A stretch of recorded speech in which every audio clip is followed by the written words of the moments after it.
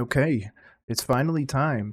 Roll coverage has come to Bills Mafia after you clinch the AFC East. Let's go. My name is Nick. This is Roll Coverage. Hey, I thought it was all over.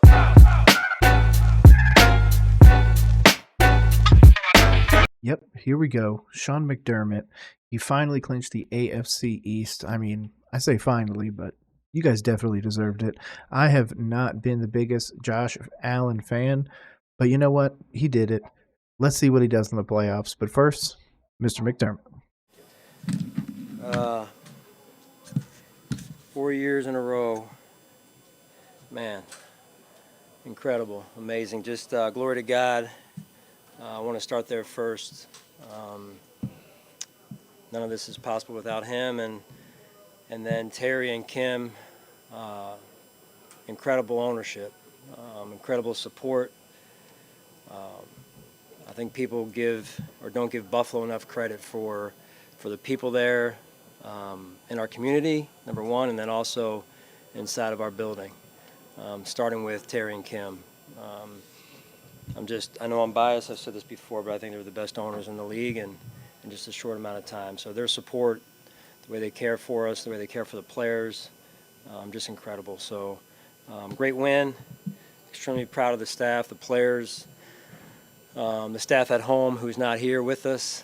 This is all possible because of you all as well, and just one team, one effort, and just couldn't be more proud of a group, more resilient. I don't know, man, these guys wasn't a good first half. We didn't play our style of football. I didn't coach well enough in the first half, and then second half we came around and started to get our feet underneath of us a little bit there. So sparked by Deontay Hardy's punt return. Crazy punt return, first of all. Yeah, that was amazing. The Bills have seemed like an interesting team. Beginning of the year, they were, obviously incredibly successful and everything like that. And then they went through a bit of a rough patch. I mean, Josh Allen's thrown them out of games.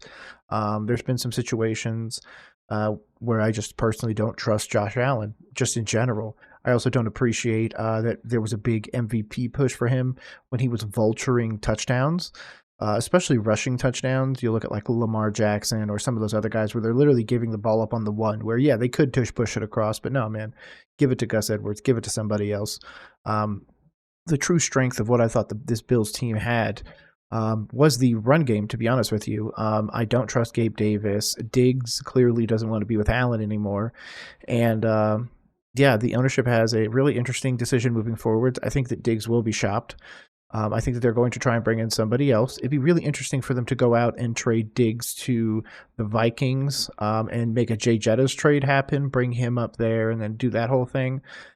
Don't think that's really going to actually happen, but just overall, this is my first breakdown, like I've said, that we've done of Sean McDermott.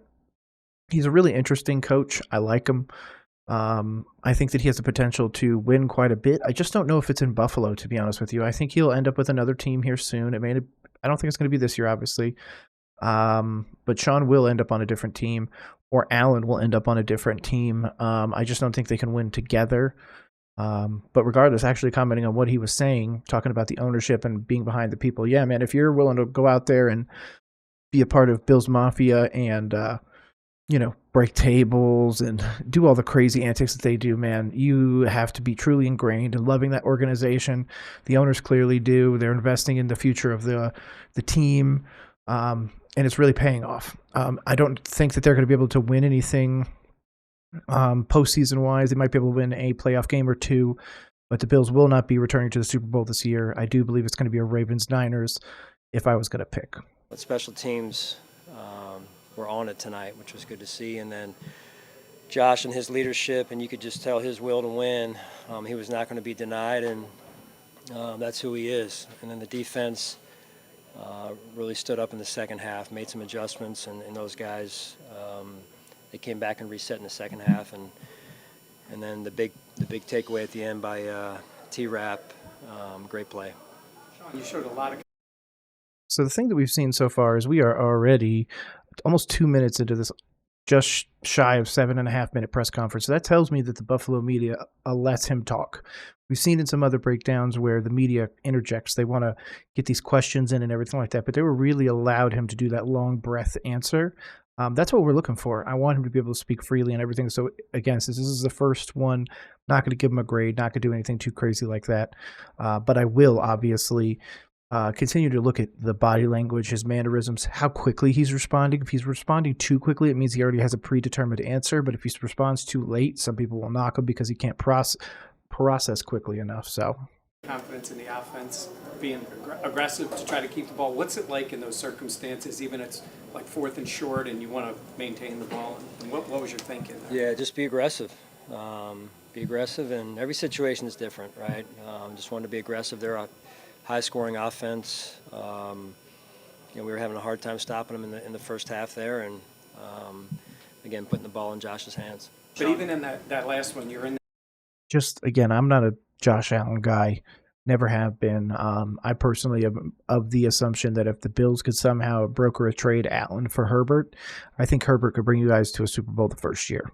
That sort of, you're in that 4th and at the 37, I think it was. Yeah, What went into all 37. that? Yeah. Yeah, I was just praying during that time. So Sean, you at times have had Josh step up, and obviously Steph steps up. But tonight Yeah. it was Taylor Rapp, it was Deontay Hardy, it was Trent Sherfield.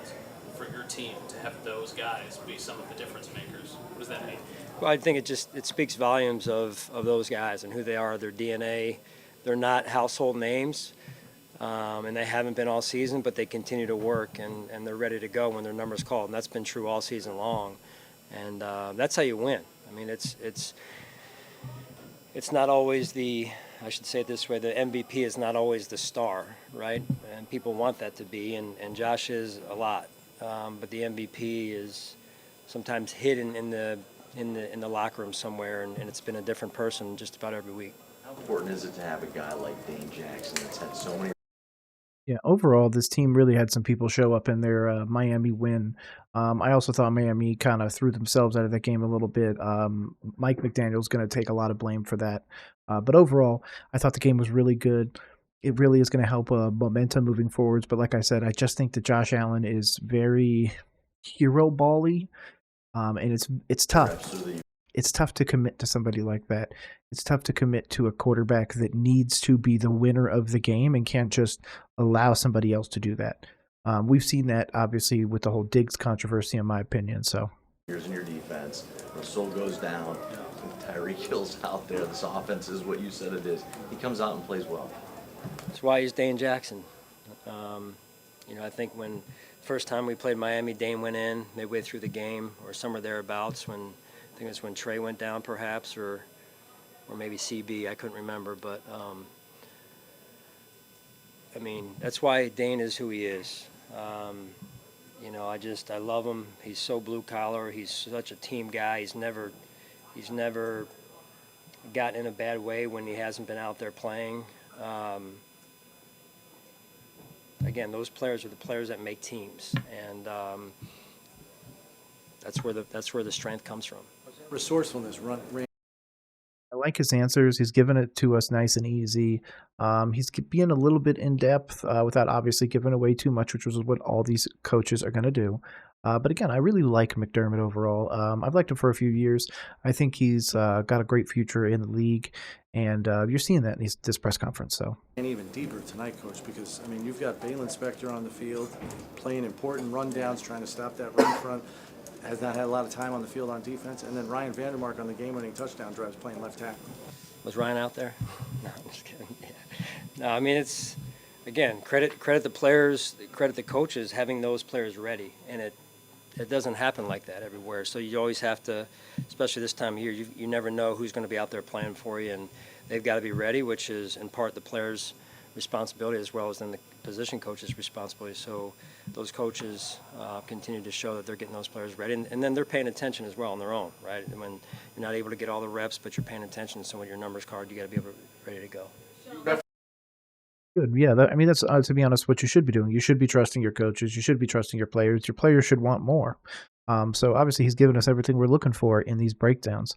the poise, the proper answer, the candor, the happiness, hey, man, I'll crack a joke, crack a smile here or there. You don't have to be this rigid guy. You don't have to be a guy that just comes out there and is a clown. You can strike a good middle ground that will help aid the organization as well as the players moving forwards while still giving the media what they're looking for. So, The winning the division again, and I suspect this year is quite different because of the ups and downs and jumps you had throughout the year.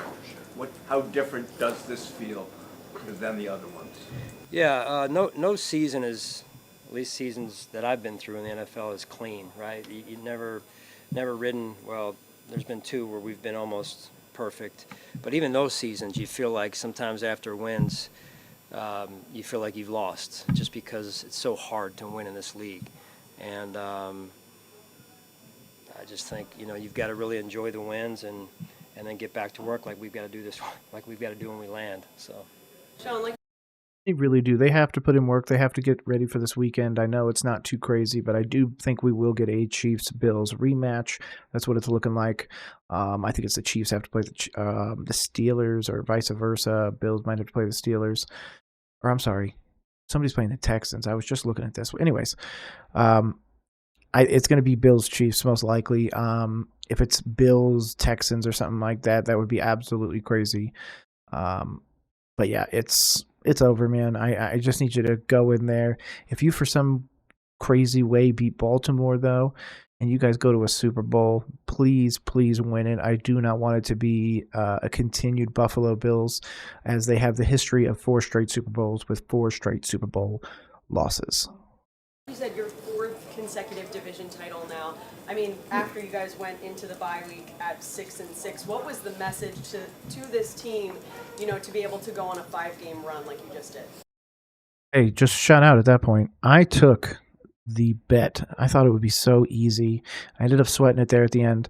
But before the season started, there was originally a bet that the Bills would win between 12 and 13 games, so it was 12.5. I, of course, take the under because 13 wins, like 1 or 2 teams are going to do. And again, with my lack of faith in Josh Allen, why would I take the over? Took it, able to cash that bet, so I appreciate you, Buffalo Bills.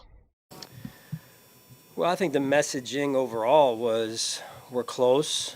It felt like going into the bye, I think it was Philadelphia game was the game prior to the bye.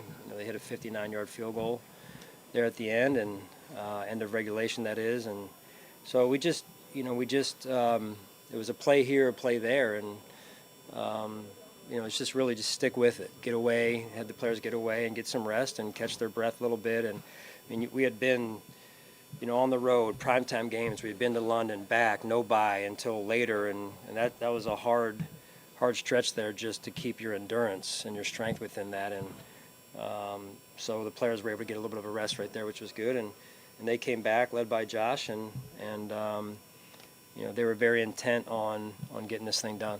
You may have mentioned once.